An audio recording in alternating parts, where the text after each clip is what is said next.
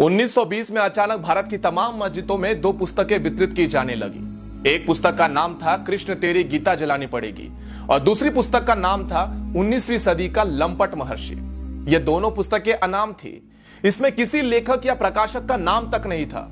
और इन दोनों पुस्तकों में भगवान श्री कृष्ण, हिंदू धर्म इत्यादि पर बेहद अश्लील, बेहद घिनौनी बातें लिखी गई थी।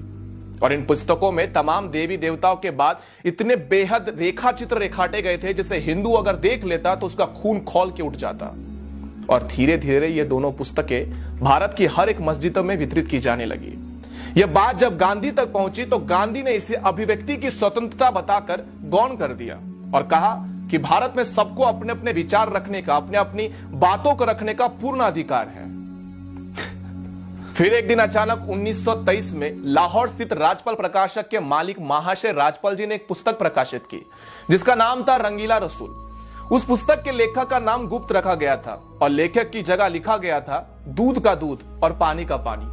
हालांकि उस पुस्तक में असली लेखक पंडित चंपूपति थे जो इस्लाम के जाने माने विद्वान थे और सबसे अच्छी बात यह थी कि उस पुस्तक में कोई भी झूठ नहीं था बल्कि तमाम सबूतों के साथ बाकायदा आयत नंबर, हदीस नंबर इत्यादि देकर कई बातें लिखी गई थी। 1.5 वर्षों तक रंगीला रसूल बिकता रहा पूरे भारत में, कहीं कोई बवाल नहीं हुआ। लेकिन एक दिन अचानक 24 मई 1924 को गांधी ने अपने समाचार पत्र यंग इंडिया में एक लंबा चौड़ा लेख लिखकर रंगीला रसूल पुस्तक की खूब निंदा करी और अंत में 3 पंक्तियां ऐसी लिखी: मुसलमानों को स्वयं ऐसी पुस्तक लिखने वालों को सजा देनी चाहिए।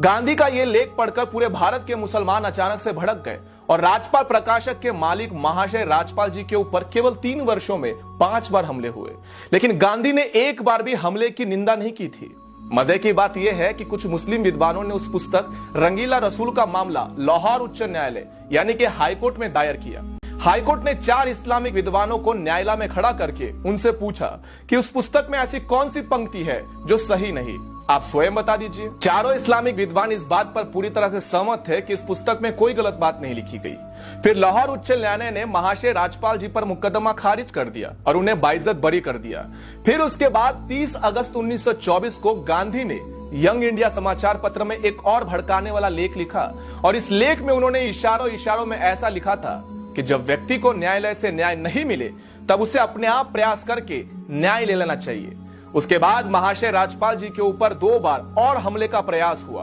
और अंत में 6 अप्रैल 1929 का हमला जानलेवा साबित हुआ जिसमें मोहम्मद इल्म दीन नामक एक युवक ने गदा से महाशय राजपाल जी के ऊपर कई बार वार किए जिनसे उनकी मौत हो गई थी। जिस दिन उनकी हत्या हुई उसके 4 दिन बाद गांधी लाहौर में थे, लेकिन गांधी महाशय राजपाल जी के घर पर शोक प्रकट करने नहीं गए और ना ही अपने किसी संपादकीय में महाशय राजपाल जी की हत्या की निंदा की। उसके बाद अंग्रेजों ने मुकदमा चलाकर मात्र 6 महीनों में महाशय राजपाल जी के हत्यारे इल्म दिल को फांसी सुना दी और वो भी इसलिए कि देश में हिंदू समाज जो था वो पूरी तरह से उबल रहा था और अंग्रेजों को लगा यदि उन्होंने जल्दी से फांसी नहीं दी तब अंग्रेजी शासन भी बर्खास्त हो जाएगा, खतरे में आ जाएगा। उसके बाद 4 जून 1929 को गांधी ने अंग्रेज वाइसरॉय को चिट्ठी लिखकर महाशय राजपाल जी के हत्यारे की फांसी की सजा को माफ करने की अनुरोध किया था और इसके अगले ही दिन अपने समाचार पत्र यंग इंडिया में एक लेख लिखते हुए जिसमें गांधी ने यह साबित करने का प्रयत्न किया था कि हत्यारा तो निर्दोष है,